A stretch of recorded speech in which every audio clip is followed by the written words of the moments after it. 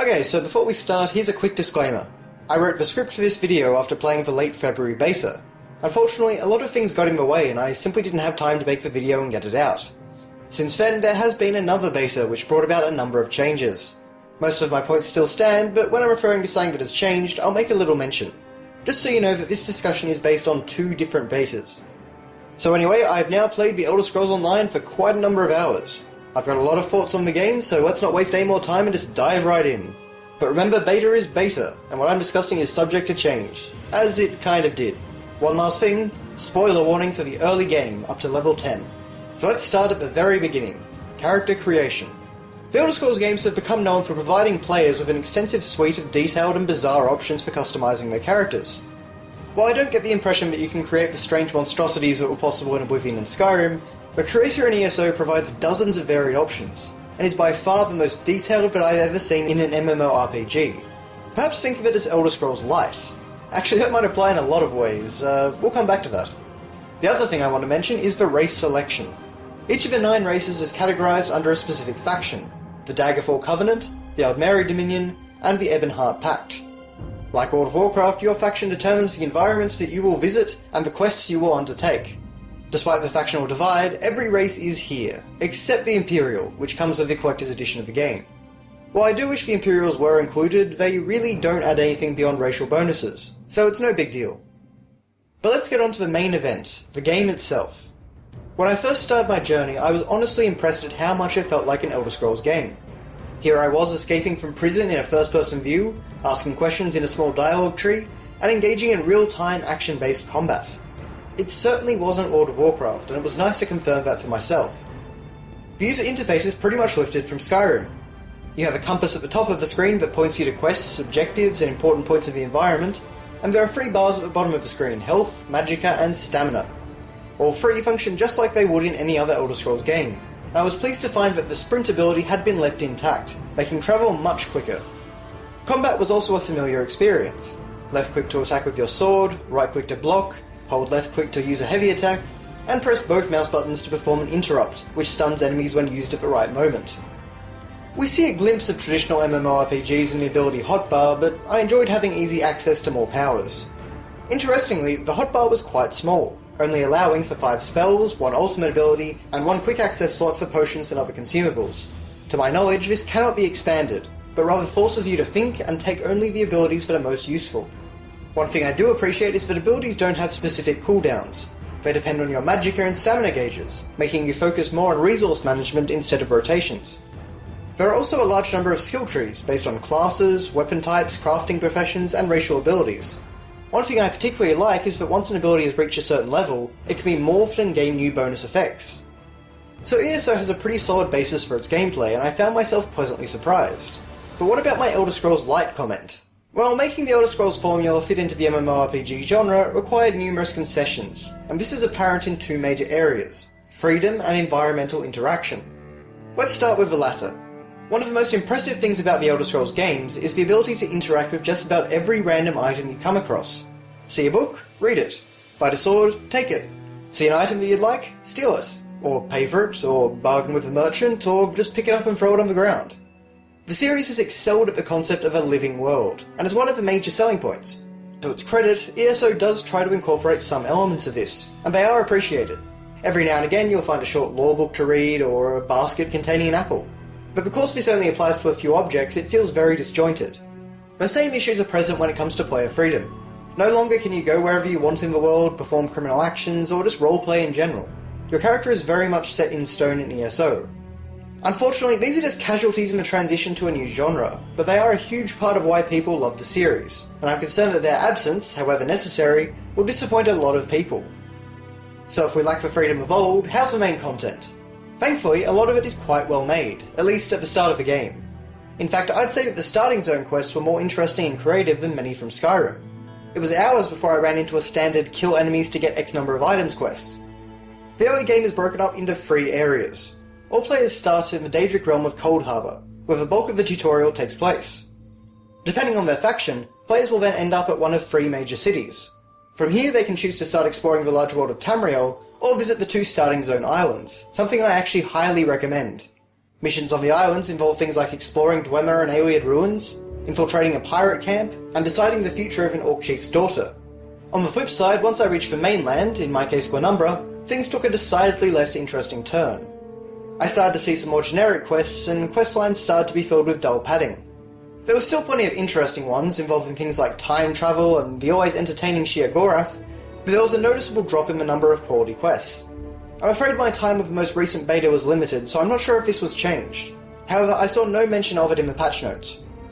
Thankfully, every single quest has its own storyline component, so even if the task assigned to the player isn't interesting by itself, there's an impetus to see how the narrative turns out. A handful of quests even feature some meaningful choices that alter the questline. One of the most interesting came at the end of the second island. I'd found a weapon of great power, and had to choose between giving it to my faction for use in the war, or destroying it. I chose to destroy it, and this decision not only altered the way the quest ended, but also the way that characters reacted to me. Some of them now hated me, while others reassured me that I made the right choice. Choice and consequence isn't very common in the MMO space, and while it's much more understated than the choice system in a game like Old Republic, each choice I was offered felt meaningful and caused me to stop and think. They weren't simply a matter of good and evil, and there's no morality system. I unfortunately didn't get very far through the main storyline, as it seems dependent on your level. However, what I saw set up a very exciting and enjoyable tale, and the Elder Scrolls fan in me got very excited when lore elements such as Mana Marco and the Dragonfires were introduced. The last gameplay element that I want to talk about is PvP, which takes place exclusively in the region of Cyrodiil. After reaching level 10, players can visit the area and engage in skirmishes on the open fields. However, the focus here is siege warfare. Players will work together to capture enemy fortresses in an attempt to gain territory, collect the Elder Scrolls which provide faction-wide bonuses, and crown one player, the highest ranked on their faction's leaderboards, as Emperor of Tamriel. While the concept of crowning a player Emperor is interesting, it's not something that the majority of players will ever get to experience, and certainly wasn't a factor for me in the beta. What I did get to experience was both attacking and defending various keeps. Just to note, there was quite a bit of lag in my first beta. As the developers were stress testing the server and this was a pre-release build, I don't expect to find this in the final version of the game. So how was PvP? Well, it's certainly got a lot of potential, so let's break it down. You have infantry, or in other words for players, who can engage in melee combat and capture control points inside fortresses. You then have three types of siege weaponry: battering rams, ballistae, and catapults, which can be purchased using a special type of currency and placed in any suitable area on the map. Players can take control of this weaponry and use it to destroy gates and walls. These battles aren't limited to any number of players, so there's always the potential for impressive large-scale confrontations. Capturing a keep certainly felt rewarding, and on the flip side there was a great sense of trepidation while waiting for enemy forces to breach your walls. There are, however, a few caveats. One issue I had was identifying enemies as opposed to allies. They weren't very clearly defined, so it was sometimes hard to know who to attack with so many people running around. Another concern is that I never got to experience a truly balanced fight where both sides were equal. In every battle, one faction was weaker in numbers than the other, so it'll be interesting to see if this remains common when the game is released. But the largest problem was travel. You're going to do a lot of it. There are special shrines that allow you to instantly travel between your faction's fortresses, but you can't travel if the location is under attack, meaning that no matter what your goal is, you're going to be spending the majority of your time walking from A to B. One user in the chat aptly labelled the game Walking Simulator 2014. Simply put, there's too much downtime and not enough battle time. A couple of ideas to improve this would be to let players fast travel from any point on the map, rather than exclusively at shrines, and to allow fast travel to fortresses that are under attack. If the enemy has captured a control point, then fair enough, stop the spawning. However, forcing players to walk miles just because a wall is down gets a bit annoying. To try and alleviate this, the developers did provide a purchasable item which creates a temporary spawn point for allies. However, it seemed to disappear very quickly, and they were rarely even used in my experience. I'm not sure exactly what changed, but my travels did seem slightly quicker in the more recent beta. Moving on to the presentation, one of my favourite things about the Elder Scrolls series is the music, and I'm happy to report that from what I played, ESO delivers on that front. I heard some fantastic new compositions as well as some remixes of old tunes, such as Watchman's Ease from Oblivion being played around Daggerfall. I will say though that once I left Daggerfall and started exploring the region of Glenumbra, the music really took a back seat, focusing more on atmospheric sounds and environmental noises rather than traditional compositions. In the early parts of the game, I heard more of a balance between the two types, which I personally enjoyed a lot more. Thankfully, this seems to have been improved, at least to some degree, in the most recent beta, which made music a more common feature. The sound design would feel right at home in a normal Elder Scrolls game, and the voice acting, which is present for every single NPC, ranges from good to excellent. Famous talent such as Michael Gambon and John Cleese deliver very strong performances. I came to this land when my head was quite unceremoniously separated from my body.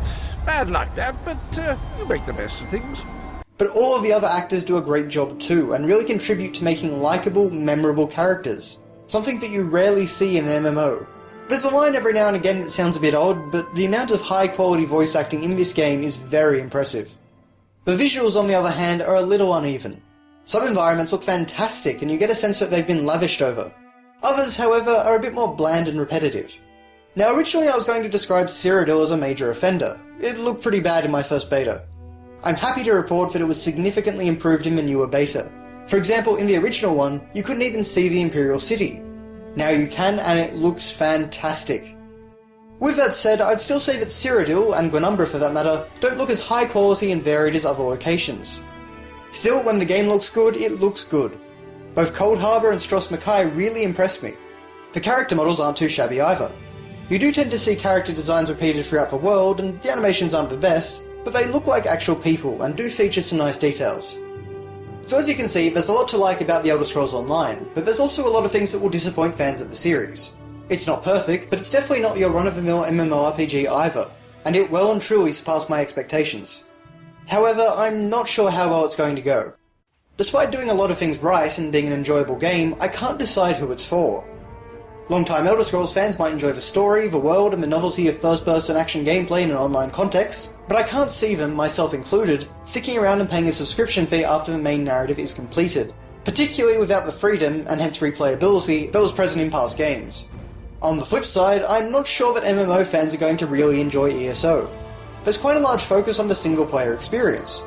The reason I haven't spoken about grouping is because I never did it outside of PvP.